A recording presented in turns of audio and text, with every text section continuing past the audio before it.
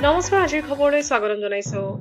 স্নেহস্পৰ্শ আঁচনিৰ অধীনত হৃদয়ৰ ছিদ্ৰ, কিডনী, লিভাৰ, বোন মেৰু ৰোগত আক্ৰান্ত শিশুক প্ৰত্যেক মাহৰ 10 তাৰিখে গুৱাহাটী চিকিৎসা মহাবিদ্যালয় হাস্পতাললৈ অনাৰ আহ্বান স্বাস্থ্যমন্ত্ৰী ডক্টৰ হিমন্ত বিশ্ব শৰ্মাৰ।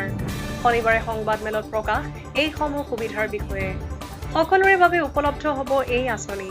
যিমান যি চিকিৎসা লাগিলেও খৰচ কৰিব চৰকাৰে। ৰাজ্যত প্ৰায় 2 লাখ লোকক কোভিড-19ৰ বিনামূলীয়া চিকিৎসা প্ৰদান কৰা বুলি তথ্য। 3.5 লাখ লোকক বিনামূলীয়াকৈ কোৱাৰেণ্টাইন চেণ্টাৰত ৰখা বুলি ঘোষণা বিভাগীয় মন্ত্ৰীৰ। প্ৰায় 40 লাখ লোকৰ বিনামূলীয়া কোভিড পৰীক্ষা কৰা হৈছে। 20 লাখ লোকক দিনে 500 টকাকৈ খোৱাৰ ব্যৱস্থা কৰা হৈছে বুলিও উল্লেখ। 7,669টা শিশুৰ হৃদয়ত অস্ত্ৰোপচাৰ কৰি সফল হৈছে। 50 গৰাকী শিশুৰ বোন মেৰু ট্ৰান্সপ্লেণ্ট কৰিছে চৰকাৰে।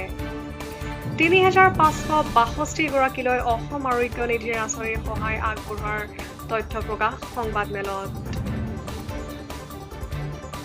188 গৰাকীলৈ অসম আৰোগ্য নিধিৰ প্ৰথম কিস্তিৰ ধন মুকলি কৰিছে বুলিও কয় ডক্টৰ শৰ্মাই।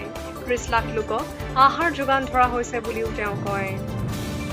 স্নেহস্পৰ্শৰ জৰিয়তে প্ৰতি মাহৰ 10 তাৰিখে গুৱাহাটী মেডিকেল কলেজলৈ লৈ আনিব পাৰিব। পিছত য'ত লৈ যাব লাগে ব্যৱস্থা কৰিব। 20 লাখ লোকক দৈনিক 500 টকাকৈ খুৱাবলৈ ব্যৱস্থা কৰা হৈছে। 400 কোটি টকা খৰচ হৈছে বুলি ক'লেও ভুল নহ'ব বুলি মন্তব্য মন্ত্ৰী শৰ্মাৰ।